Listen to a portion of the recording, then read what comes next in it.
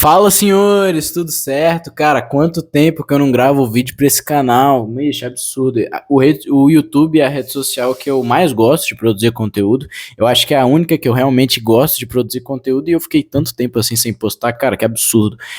Fiquei nesse canal aqui, eu acho que eu falo mais sobre coisas aleatórias do que realmente sobre mim, né? Sobre mim e a minha profissão, porque eu sou uma pessoa extremamente curiosa, então eu gosto de tratar sobre muitas coisas, pô. Falo de geopolítica, história, religião, catolicismo, falo sobre, mano, as áreas do meu interesse, leitura, desenvolvimento pessoal, musculação, cara, esporte.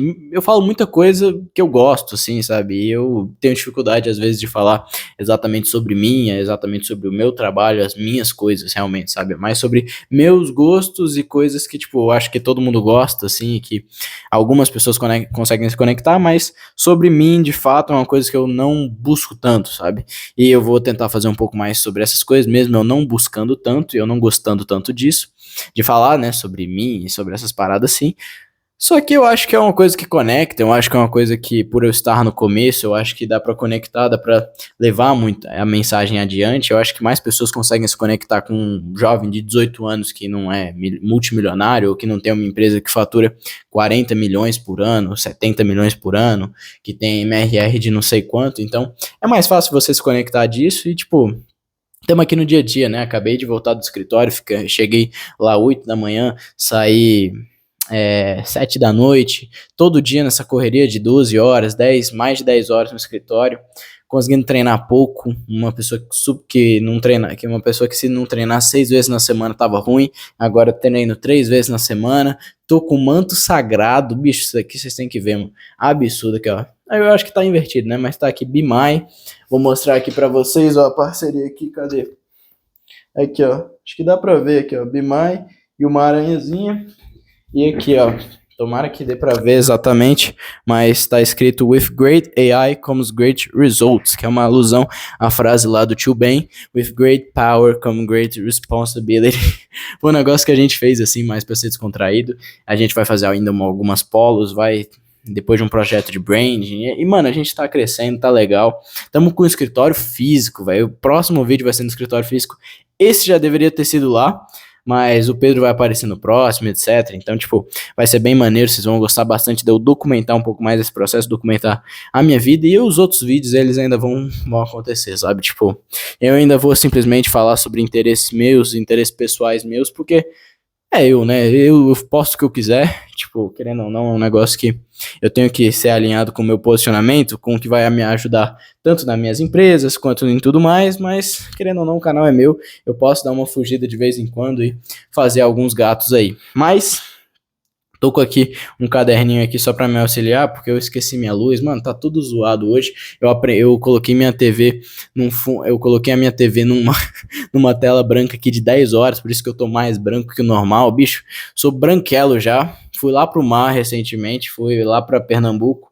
E, bicho, Pernambuco, Alagoas. Macho, você não tem ideia do quão vermelho eu fiquei, porque eu fiquei 2 horas no sol de meio-dia sem passar protetor, que eu esqueci mesmo. No primeiro dia, não estava preparado, tive uma insolação pesada, assim, fiquei todo camarão lá, fiquei com essa, tudo aqui, ó, vermelho, tudo, bicho, tudo, absurdo. As pernas tudo vermelho também, foi absurdo, assim.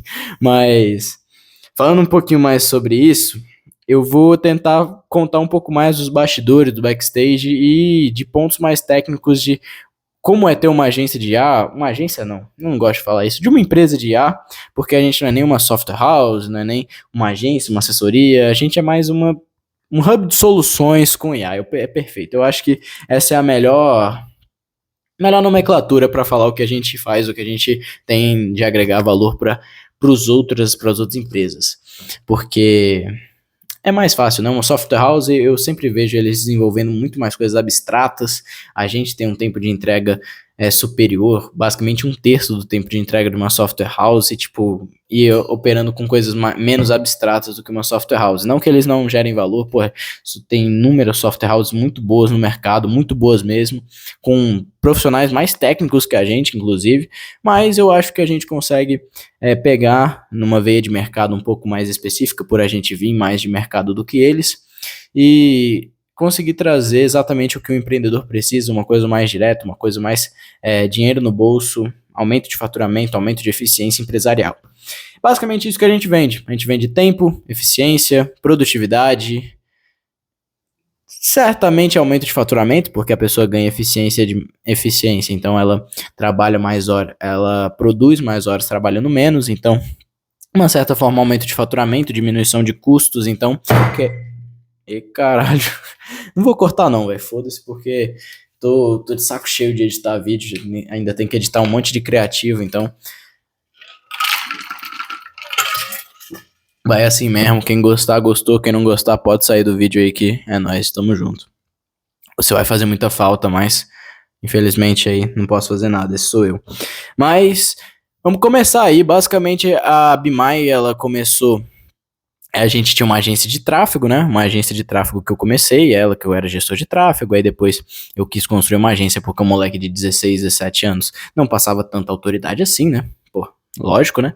E aí eu chamei um brother meu, esse brother meu tá comigo até hoje, aí a gente construiu a parada, foi indo ali de pouquinho em pouquinho, começamos a oferecer outras soluções para ver se a gente conseguia agregar mais ainda positivamente para o cliente, porque eu já tinha notado isso muito novinho, que não era um joguinho de soma zero, então quanto mais dinheiro eu colocava no bolso do cliente, mais dinheiro ia no meu bolso automaticamente. Então eu tive essa noção muito rápido, foi um ponto positivo para mim, consegui agregar positivamente aí outras soluções, gestão de time comercial, script de vendas, treinamento, começamos a desenvolver alguns chatbots e depois a gente falou, mano, vamos fazer a migração? Vamos, migramos para inteligência artificial, porque uma coisa meio foda minha do Pedro, Pedro é meu sócio, acho que vocês sabem.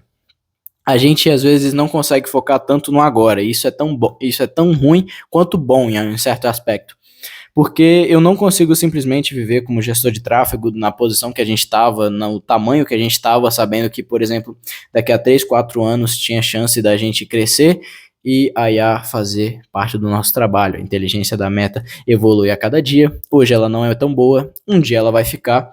E nesse dia eu não quero construir o meu castelo em cima de um monte de areia. Eu quero construir o meu castelo em cima de coisas sólidas. Então, eu não consegui ficar nesse modelo de negócio de gestão de tráfego, de agência e tudo mais. Mesmo eu conhecendo muitas pessoas aqui de Brasília mesmo, que tem agências de tráfego, assessorias de marketing muito fodas mesmo, tipo, as maiores da América Latina aqui de Brasília, que são aqui de Brasília, originárias aqui de Brasília.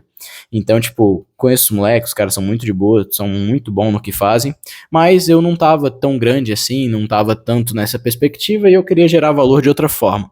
Então, a gente migrou para inteligência artificial e começamos a melhorar nessa parada. E agora eu vou contar um pouquinho mais as minhas experiências na parte positiva, na parte negativa, falando sobre agentes de inteligência artificial e sobre hub de soluções com IA.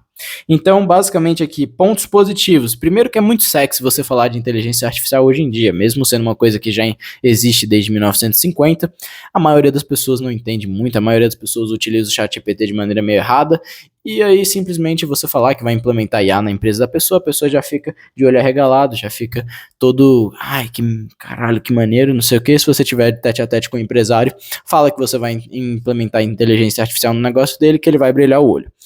Depois vai acontecer alguns problemas, mas depois a gente passa um pouco nisso. É muito sexy você falar de IA hoje em dia. No ponto de agregação de valor, agrega valor de uma forma muito diferente. É muito melhor você, ao meu ver, pelo menos, você entregar uma inteligência artificial e você conseguir resolver basicamente 99,9% dos problemas que o seu cliente aparecer. É basicamente, cara, muito difícil achar alguma coisa que não pode ser automatizada, que pode ser resolvida com agentes de IA. É muito difícil mesmo. E é um negócio muito gratificante, assim, sabe? Tipo, hoje a gente recebeu, eu tô gravando esse vídeo sexta-noite. Hoje a gente recebeu um feedback muito foda de um cliente nosso, que ele super gostou da IA, falou, caralho, ela realmente induz a venda, ela é muito boa de conversão, ela é muito boa de agendamento, responde rápido, responde bem, assim, sabe? Que é um diferencial grande no nicho deles, mas na parte médica. Então, é uma parada muito maneira você ver o resultado sendo gerado por uma IA. Muito, muito foda. Bicho, outro ponto interessante, além desse ponto de geração de valor, que sinceramente eu acho que é o que mais me pega, é que você aprende todo dia.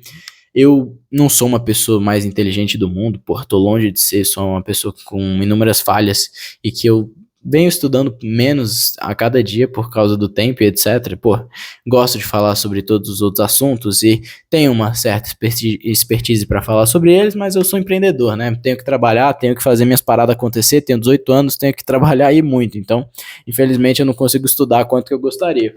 Mas, bicho, eu fazia tempo que eu não aprendi alguma coisa que fazia me coçar a cabeça, que eu me sentia burro, sabe? E eu acho isso interessante, porque por esse mercado ser muito difícil você aprender essas coisas, e por ser um mercado que se atualiza muito, muito rápido, esse mercado de tecnologia, você se sente burro, sabe? É um negócio que você aprende, que eu não me sentia burro há muito tempo, sabe?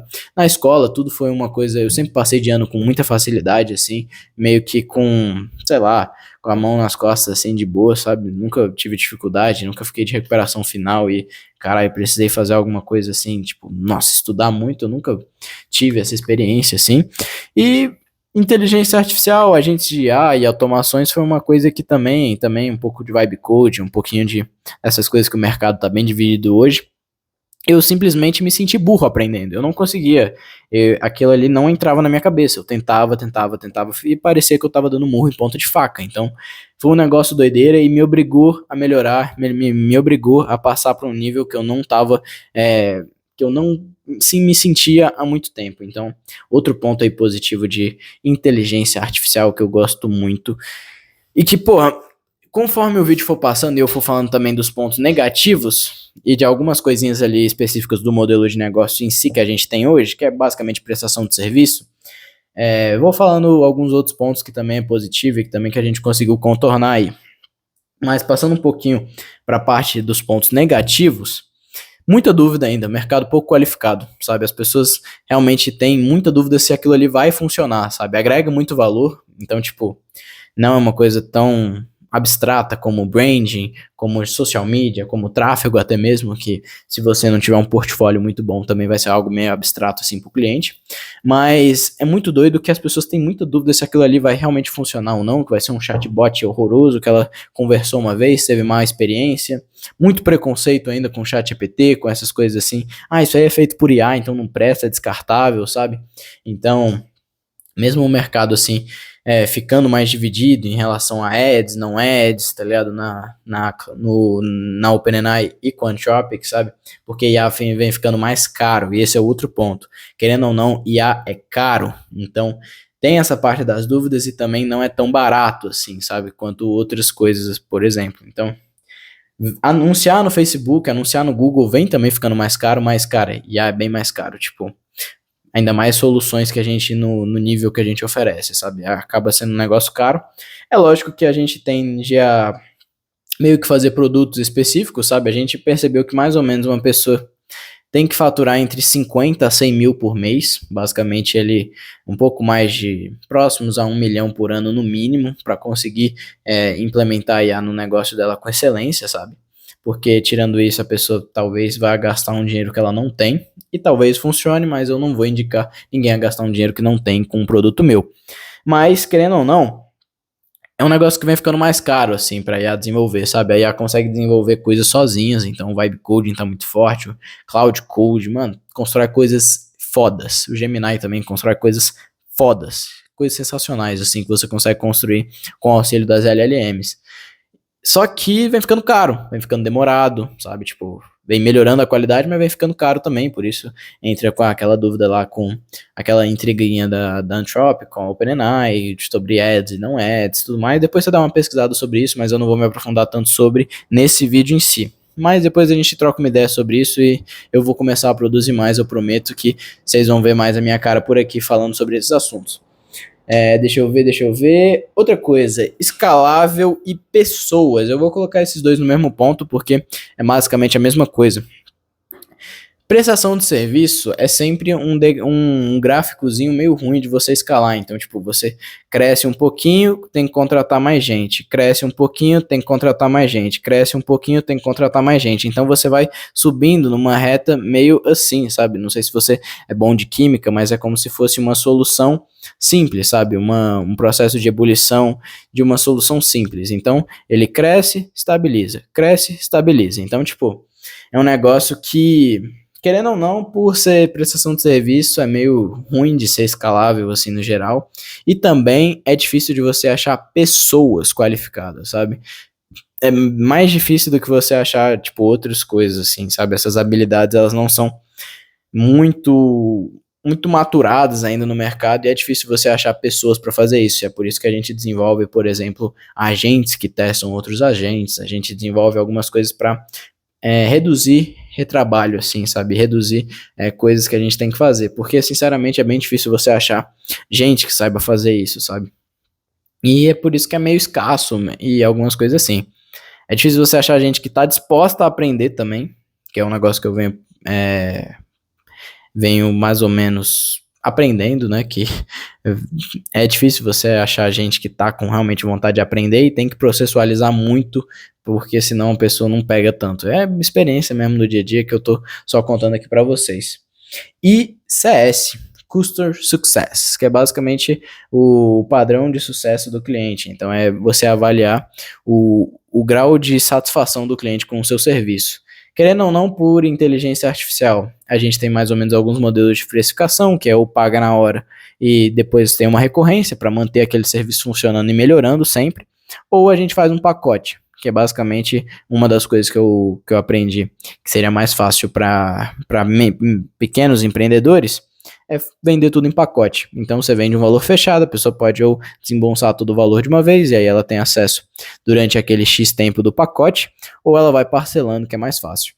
Então, é mais difícil tanto por conta de CS também, porque você acompanhar exatamente o grau de sucesso do cliente e ir avaliando se está funcionando ou não, tudo mais. Você precisa de muito contato ali direto com o cliente, e nem todo cliente é tão comunicativo assim, então simplesmente vai só falar uma vez por semana se está bom, se está ruim, e às vezes a gente não consegue ter tanto esse feedback, e a gente acaba tendo que ficar testando o nosso agente várias vezes, e sem ele falar tanto especificamente do que ele achou.